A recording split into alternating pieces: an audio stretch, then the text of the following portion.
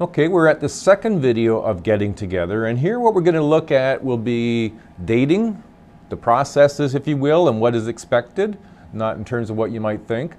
And we're also going to look at some of the historical kind of a bit of perspective about relationships, and then consider some of the other elements regarding how else do we get together before we have marriages. And we'll finish off with all of that, and then we'll be finished this particular chapter, okay? When we think about dating, we think this has been around forever, but it's actually a relatively new custom, and we call it dating. When we think about dating, it allows individuals to go out alone together without the intention to marry. Dating serves four basic functions. Now, you may not have thought about it this way, but there's functions, that is, it serves a purpose. One is about identity. It's an important activity in youth in terms of self-exploration and identity formation. That is to say, when you start to figure out who you are, when you're able to be with somebody where you can share information, be out on your own, and there's no intention about marrying, but you explore your sense of who you are with this other person, and you start to learn about who you are, about being able to answer the question, who am I? Secondly, it's intimacy. This is where the pursuit of committed, exclusive relationships that foster disclosure, emotional intimacy, interdependence, emotional attachment. What's important in terms of this intimacy is you start to dabble in, if not explore wholeheartedly, this issue of trust, loyalty, exclusivity and what that means and our ability to do that. And again, that links to identity. The fourth function is that of status. That dating is one way to enhance social status. You might remember a period of time in your life, in your youth, where you felt like you had grown up some when you started dating, and that is a status enhancement, if you will, social status. You saw something change in the looks of other people, or maybe you imagined that other people saw you differently because you were walking with somebody hand in hand. And then the fourth function is that of sex, the initiation into a sexual experience and fulfillment. This is where we start to dabble, and figure out what we are and what we do like and what we don't like, what we want and what we don't want, and exploring ourselves sexually as well as getting a sense about intimacy, status, and identity. Now, widespread access to and the popularity of internet has also affected dating. The internet drastically expanded the field of eligibility. As I mentioned in the last video, the field of eligibility is who is it that you're eligible to be partners with, and oftentimes it's geographically limited. But the internet has expanded that, where you're not limited to geography. Now, there are four main social forces that drive the rapid growth of online dating. A growing proportion of the population composed of singles. There's more people who are single. Increasing career and time pressures mean this group needs an efficient way of meeting intimate partners. Single people are more mobile, and the workplace romances are on the decline due to the growing sensitivity around sexual harassment. Same-sex dating may be difficult for high school and post-secondary students due to the prejudice and other pressures, even physical harassment. Because of social expectations and stigma, it's rarely acceptable outside the gay and lesbian society to bring a date to the same-sex social function. We've seen more examples of high school students trying, if you will, to break that sort of pattern, and we see more examples of support for that, but it's not something that we could say is universal. And often same-sex dating is postponed until adulthood as a result. Now, what you're seeing here is the 2011 census counted more unmarried people in Canada aged 15 and older than those legally married. Statistics reflect increase in divorce and especially the never married individuals. We're seeing that the population gets married much later than it used to, and as a result, there's more single people. Now, some of that is economically a problem because people are going to post-secondary, incurring debt, and finding it difficult to get starting a family when you're in debt. And some of that is women are also pursuing post-secondary and careers, which is postponing marriages as well. That in spite of these trends, our society believes in marriage, seen as a natural and necessary state of individuals are going to reach full development. Stigma occurs because singlehood is seen as chosen rather than involuntary. Unmarried women tend to have a higher level of education and professional success than their married sisters, and some choose not to marry for reasons such as religion. Now, when we consider sexuality, there's been changes over time. Historically, there have been 4 approaches to sexual relations among unmarried people. The first being the marital standard, the double standard, sex with affection, and sex for pleasure standards. When we look at marital standard, which would consider the first standard of sexuality in relationships, was sex in marriage is the only, and is only in marriage and only to produce children. Now that did have a secondary standard that emerged later than the first, which was called the double standard. Men have more sexual freedom. It's natural for men to go about and sow their wild oats. And if women did the same thing, they were called promiscuous. So it was considered a double standard that one gender, men, could go about and have multiple partners, but if women did, it was seen as negative and was stigmatized.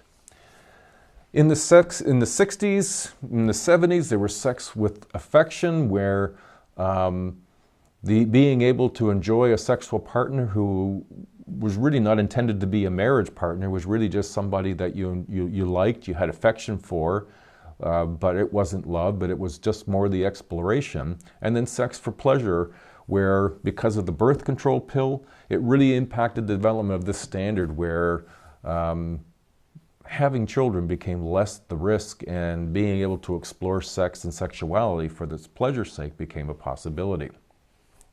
Now, attitudes towards premarital sexual activity continued to become more permissive until the 1980s, and since then, it's stayed at about the same level.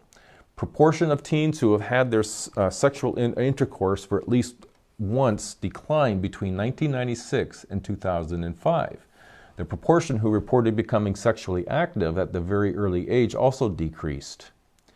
The younger we have sex, the higher the risk of unwanted pregnancy and sexually transmitted infection. It doesn't surprise us when we think of that, because we're not thinking in those kinds of terms at our younger years. Like women and men in general, lesbian and gay men tend to move into their relationships in different ways. Now, obstacles to love relationships, there's lots of them, but they have some common reasons for being obstacles. Many difficulties in intimate relationships relate to gender role socialization. That is, how we've been raised or how society expects men to be men and women to be women. It's difficult to deal with the relationship when the expectations of society may overrule or at least push us in directions that are different from what we would want to behave as. Men tend to use communication to achieve goals, establish authority, compete for attention and power, whereas women tend to use communication to build connections and solve problems. It's not surprising that men and women might have different experiences with one another when one is trying to solve a problem when the other is really just, is trying to achieve a goal. It's not surprising that men and women don't always understand one another. It's the ability of both to be able to effectively understand one another, listen carefully, ask questions, and gain better understanding. Same-sex couples tend to adopt a more equal communication in their relationship. The tendency between men and women, though, is that they both become more baffled and hurt by perceived lack of understanding of their partner.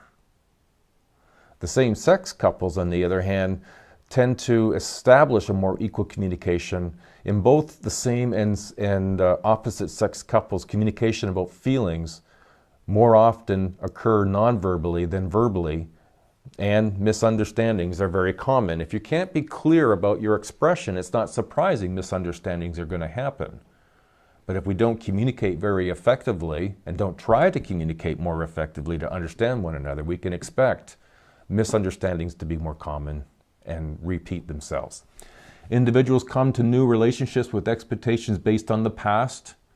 So if you live in the past and expect to see what has happened to you in the past happen to you with your new relationship, it's not surprising with the self-fulfilling prophecy that you're probably going to see it happen again. We learn from our family or through relationships with friends and lovers. Some expectations result in a warped communication and crippling relationships. An example is treating another as property, making the partner fit a fantasy ideal, deliberately misrepresenting oneself. These are all things that can interfere with relationships, and they are unfortunately not that uncommon. Quality of relationship during process of mate selection is important for marriage or cohabitation. Once communication patterns are established, they're difficult to change. So when we think about some of the problems that can go bad in a relationship, thorns in the relationship as you wear, love gone bad, unrequited passionate love or obsession with a loved person. Passion normally fades over time. That's not uncommon, with the result that some individuals believe that they have fallen out of love rather than entering a new relationship dimension.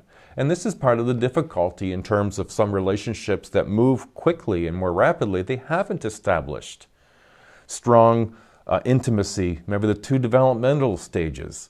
The developmental task, develop a sense of intimacy, trust, disclosure, and build that relationship foundation. And if we don't do that very well, then when we peter out of the initial, passion of a relationship, then we don't see it as being another stage and exploring how will passion look different now compared to how it did when everything was brand new and first time. And so that's part of the communication breakdown, not about love gone bad necessarily, although in some cases that's exactly what's happened. When we think about the thorn in the relationship that sex has gone bad, sexual dissatisfaction may result from poor communication about sexual desires. And again, the emphasis is on communication.